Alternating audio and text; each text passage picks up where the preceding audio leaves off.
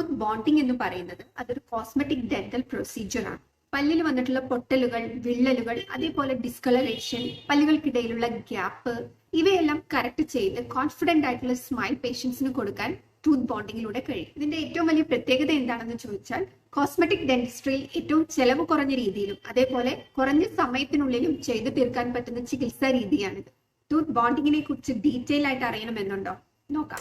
പല്ലിൻ്റെ natural appearance വീണ്ടെടുക്കുന്നതിന് വേണ്ടി ഇനാമലിൻ്റെ അതേ തരത്തിലുള്ള മെറ്റീരിയൽ യൂസ് ചെയ്ത് പല്ലിൻ്റെ ഡിഫക്റ്റ് അടയ്ക്കുന്നതിനെയാണ് ടൂത്ത് ബോണ്ടിങ് അഥവാ കോമ്പോസിറ്റ് ബോണ്ടിങ് എന്ന് പറയുന്നത്.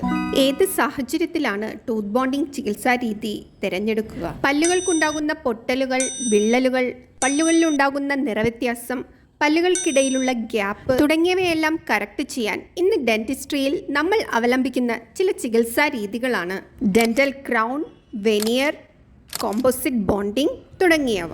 ഡെന്റൽ ക്രൗൺ ചെയ്യുമ്പോൾ കവർന്നിരിക്കാനുള്ള പോർഷൻ കുറച്ച് പല്ലിൽ നിന്നും രാഗി മാറ്റിയതിനു ശേഷമാണ് ചെയ്യുന്നത്.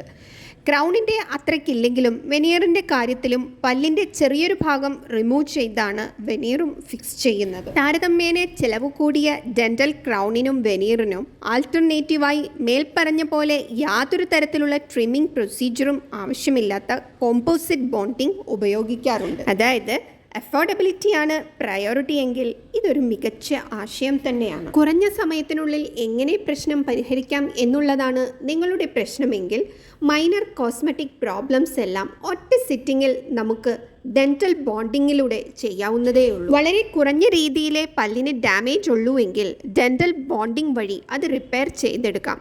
അതിൽ തന്നെ ഏറ്റവും വിശേഷപ്പെട്ട ഗുണം എന്താണെന്ന് ചോദിച്ചാൽ ഇതൊരു ഇൻവേസീവ് പ്രൊസീജിയർ അല്ലാത്തത് കൊണ്ട് തന്നെ പല്ലിനെ ധരിപ്പിക്കേണ്ട ആവശ്യവുമില്ല. ഏതവസ്ഥയിൽ നിങ്ങൾ പല്ല് റിപ്പയർ ചെയ്യാൻ പോകുന്നുവോ അതേ അവസ്ഥയിൽ നിന്ന് തന്നെ റിപ്പയറിംഗ് ആരംഭിക്കും. മനസ്സിലായില്ലല്ലേ? പല്ലിനെ വീണ്ടും രാഗി ഷേപ്പ് വ്യത്യാസപ്പെടുത്തേണ്ട ആവശ്യമില്ലെന്നാണ് പറഞ്ഞത്. കോമ്പോസിറ്റ് ബോണ്ടിങ് ദീർഘകാലം നിലനിൽക്കാൻ ചില കാര്യങ്ങൾ ശ്രദ്ധിച്ചാൽ മതി. ദിവസവും 2 നേരം പ്രോപ്പർ ബ്രഷിങ്ങും ഫ്ലോസിങ്ങും ശീലമാക്കുക. കട്ടിയുള്ള ഭക്ഷണം ബോണ്ട് ചെയ്ത പല്ലിൽ കടിക്കാതിരിക്കാൻ ശ്രദ്ധിക്കുക. നഖം കടിക്കുന്നത് പാടെ ഒഴിവാക്കിക്കോളൂ. പ്രൊസീജിയർ കഴിഞ്ഞ് 1-2 ദിവസത്തേക്ക് പല്ലിൽ സ്റ്റെയിൻസ് ഉണ്ടാക്കുന്ന ഫുഡ്, ഉദാഹരണത്തിന് കോഫി, ടീ തുടങ്ങിയവ ഒന്ന് ഒഴിവാക്കിക്കോളൂ. പിന്നെ വർഷത്തിലൊരിക്കലുള്ള ഡെന്റൽ ചെക്കപ്പും ആവശ്യമെങ്കിൽ ഒന്ന് പോളിഷും കൂടി ചെയ്താൽ പെർഫെക്റ്റ്. ആകർഷകമായ പുഞ്ചിരി ഫോർഎവർ. അപ്പോൾ ഫ്രണ്ട്സ്, വീഡിയോ യൂസ്ഫുൾ ആയി തോന്നുന്നുവെങ്കിൽ please share this video to your friends and relatives. Healthy mouth, happy body. Taking care of your teeth and gum is the first step to overall wellness. Channel subscribe ചെയ്യാൻ മറക്കരുത്. Thank you so much.